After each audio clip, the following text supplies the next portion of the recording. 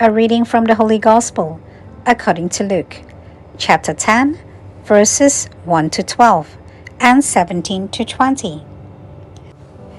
The passage is taken from the Message version of the Bible. Later the Master selected 70 and sent them ahead of him in pairs to every town and place where he intended to go. He gave them this charge: "What a huge harvest, and how few the harvest hands. So on your knees, ask the God of harvest to send the harvest hands. On your way, but be careful. This is harder's work. You are like lambs in a wolf pack. Travel light, comb and toothbrush, and no extra luggage. Don't loiter and make small talk with everyone you meet along the way. When you enter a home, greet the family, peace. If your greeting is received, then it's a good place to stay. But if it's not received, take it back and get out. Don't impose yourself. Stay at one home, taking your meals there, for a worker deserves 3 square meals. Don't move from house to house, looking for the best cook in town.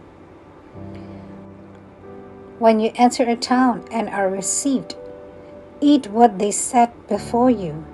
Heal anyone who is sick and tell them, God's kingdom is right on your doorstep. When you enter a town and you are not received, go out in the street and say, the only thing we got from you is the dirt on our feet, and we're giving it back. Did you have any idea that God's kingdom is right on your doorstep? Sodom will have it better on Judgment Day than the town that rejects you. The 70 came back triumphant. Master, even the demons dance to your tune. Jesus said, I know. I saw Satan fall, a bolt of lightning out of the sky. See what I have given you? Safe passage as you walk on snakes and scorpions, and protection from every assault of the enemy. No one can put a hand on you.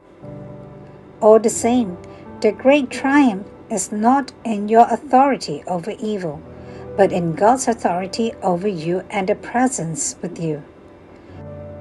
Not what you do for God, but what God does for you. That's the agenda of rejoicing. The Gospel of the Lord.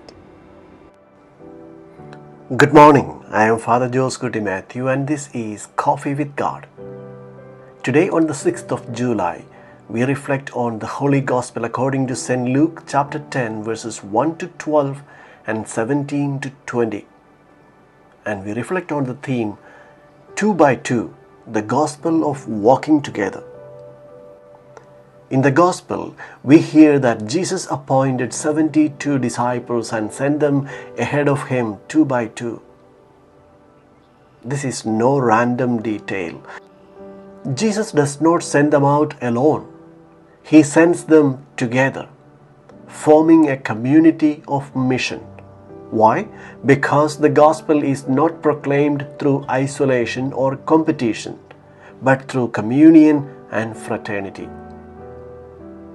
When we walk together, love one another, and forgive one another, we reflect the face of Jesus, the face of God.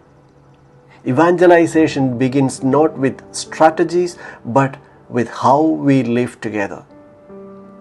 The Lord suggests to us a guideline for preaching.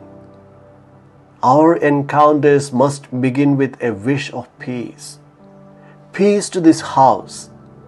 This peace is not merely a polite greeting, it is the peace of Christ, the peace that reconciles, that heals, that welcomes. And the message of the kingdom begins right there, not with complicated speeches, but with the gift of peace and the witness of fraternal love. The Gospel reminds us that Jesus called not only the 12, but 72 others. He continues to call today. Every baptized person is called to be an apostle, that is, one who is sent. As we profess in the Creed, the Church is apostolic, and each of us is part of that apostolic mission. We are sent into our homes, our workplaces, our communities to carry the love of God. So let us ask, how do we live our mission? Do we walk with others, or do we isolate ourselves? Are we agents of peace, or do we bring tensions? Do we witness communion or division? When disciples walk together, they preach the gospel first with their lives. Their ability to journey side by side, to share burdens, to forgive one another's faults, and to remain united despite their differences. This speaks even louder than words. That is why Jesus sends them in pairs. Not to be more productive, but to be more credible. Today we are reminded that mission is not a solo adventure.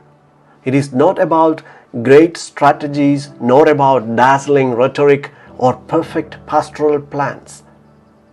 We can have the best of ideas, the latest tools, and draw crowds, but if we lack fraternity, if we cannot collaborate with others, if we put ourselves at the center, the mission loses its heart.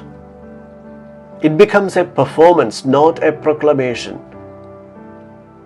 Let us look at our own lives. How do we live our faith in community? Are we able to work together, to listen to one another, and to make room for one's gifts and viewpoints? Do we let competition, pride, and impatience creep in? May the Virgin Mary, Mother of the Church and Queen of the Apostles, help us walk this path, not as isolated individuals, but as companions in mission. May we prepare the way for Jesus by being a sign of His love in how we live together.